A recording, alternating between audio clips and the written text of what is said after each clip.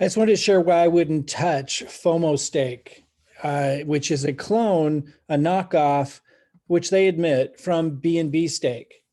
Now they claim that it was also audited by the same auditor, which has a pretty good well, a great reputation, in fact, in the industry.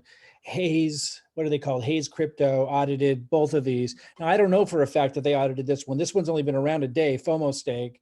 And so sometimes you need a little bit of time to go by to find out if what they say is in fact true, but we'll just assume that it was the same auditor. Hayes Crypto built a pretty good reputation in their auditing when they had audited Tron stake, which ended up exit scamming people. Now they had a smart contract that was supposed to not allow that.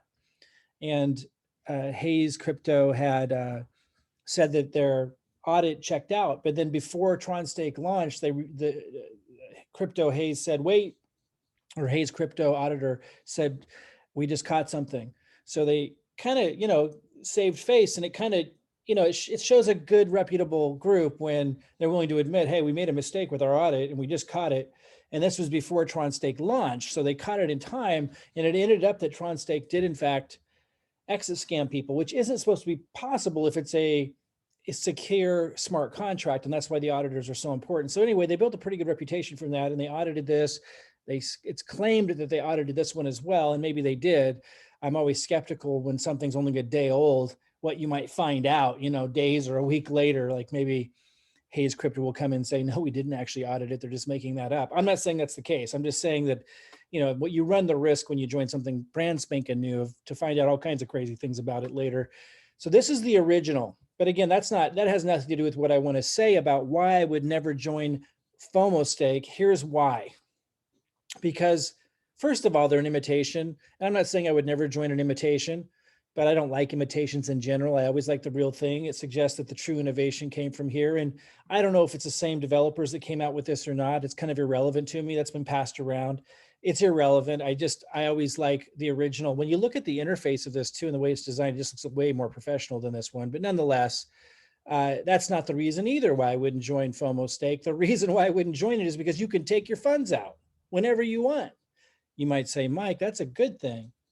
That's a good thing that you can take your funds out whenever you want. So in other words, if you put your funds into this program right here, and it says it's supposed to last 14 days, now it's counting down, now it's 13 and a half, which is kind of weird. A little bit of a difference between the two. They're almost identical, but there's a few little weird differences with this one. But let's say you put your money in here. If you don't withdraw anything, you can take all of your money out. They'll ding you 20%. So you're only going to take 80% out. The other 20% goes back into the smart contract. You might think, oh, that sounds great. But the reason why it isn't, and I'll go back to CryptoWare. For those of you who remember CryptoWare who exit scammed, I'm not saying they're going to exit scam. This could be a legitimate smart contract. Let's assume it is. But the problem is it creates massive instability, because let's say people start to freak out for whatever reason, short term. They start to see the balance going down, because of course in these things, if the balance goes to zero, then there won't be anything for you to take, is the problem with these. And so, the problem is if people, because what created this surge, this 5,605 BNB in the balance that allows you to make the earnings, if you put money into this, like let's say I'm going to put 5, BNB in this one, in 13 and a half days, I will get back out 6 BNB, but only if there's something in the pot right here, right?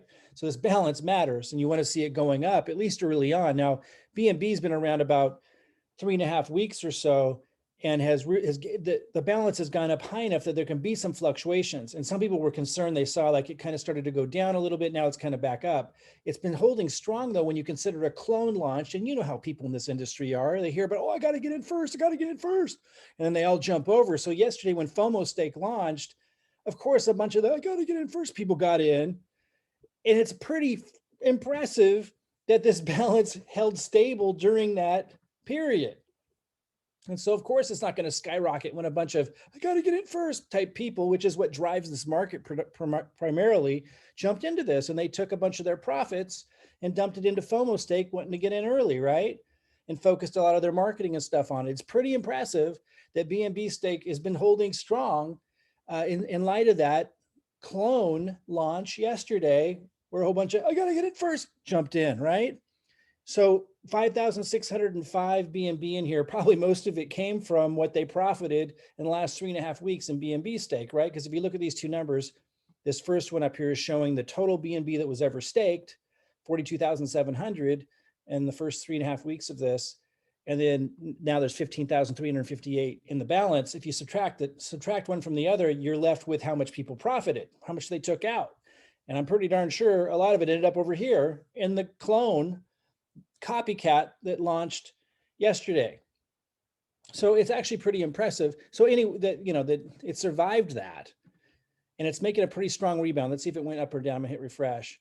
It's really strong. It's kind of impressive. And the way this works, for those that don't know, it starts at a lower amount, like 3.5 weeks ago, whenever it was it started like at 8%. It ticks up like 0.5% a day, and now it's at 18.5%. It's going to keep going up. I have 181 BNB in this thing. I'm playing around with it. Again, guys, I'm not going to put my affiliate link below. I'm not going to promote this, even though it's a fun game, but it's high risk, obviously. And it's not for everybody.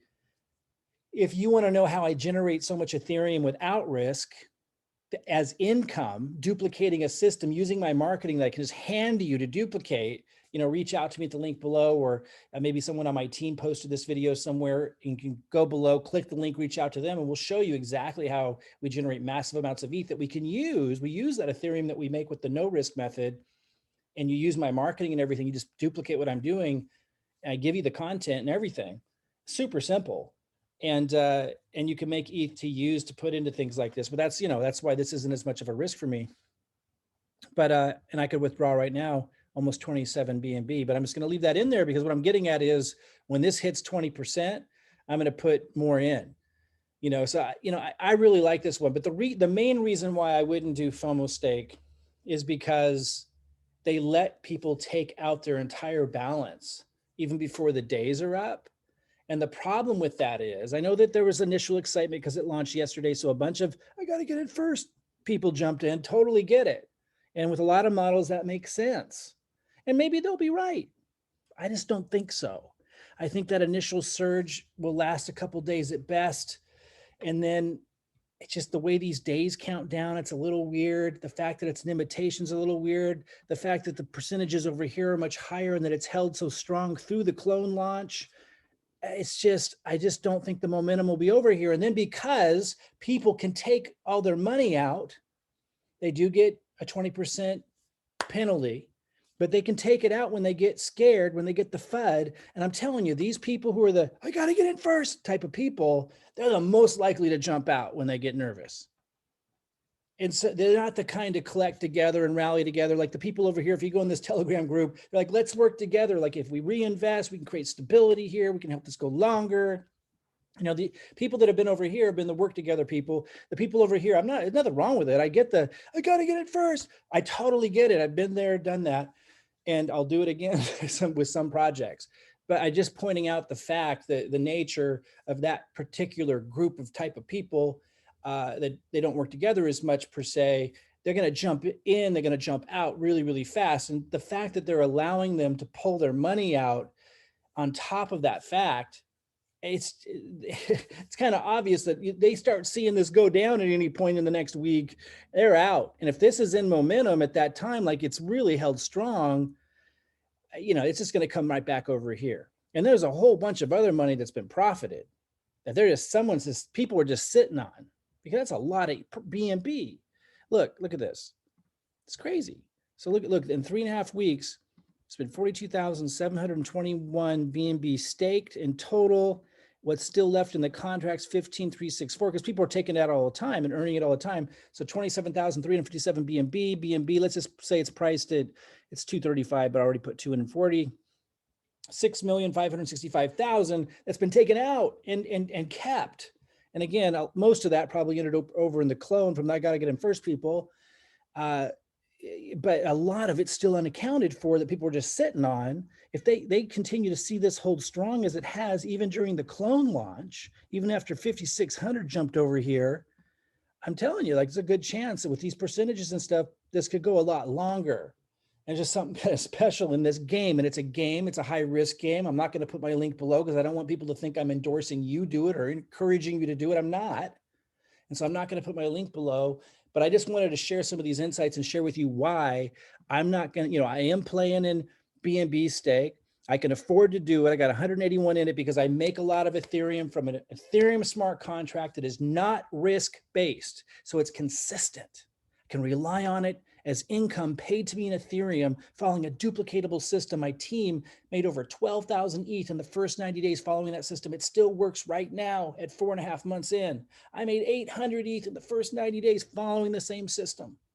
It works. So reach out to us at the link below if you want to find out how we're doing that, to have the capital to be able to invest into exciting projects or gamble in projects like this. We have lots of exciting projects that we're in too that, you know, are risk-based. We won't recommend them, but we can show you what we're doing. We're not financial advisors, but we can show you our duplicatable marketing system that's producing ETH like clockwork. Reach out to us if you want to know how. I just wanted to show you today that FOMO stake is not on my list for the reasons that I shared. A lot of people jumped into this on day one. I can't believe, it's really impressive that BNB stake survived that. And they're holding strong, and it looks like they could start swinging up. And if they do, this thing's gonna start to go down. And the fact that they can pull money out, that they can pull it all out before the days are up in the contract, just makes it less stable. That's what happened to crypto, where people could pull their money in and out whenever they wanted. And as soon as there was a little, you know, FUD, as soon as there was a little bit of uncertainty, everybody started pulling it out and it collapses it. And so I really think this is at risk of that kind of the same thing. And so I won't be participating in FOMO stake. Hey, if that's what you're doing, if you got a different take on it, I'm not saying anything against you. I'm all for you. I want you to succeed, whatever choices and decisions you make. I just wanted to connect today with the experience that I have, just the insight. It might be a little bit different than some others about why it creates instability when you allow people to violate these contracts. It can create a kind of spiral out of control when people have FUD, when they start to see this go down at all, and they're not held to those contracts, it makes it less stable. And so I just wanted to share that with you guys.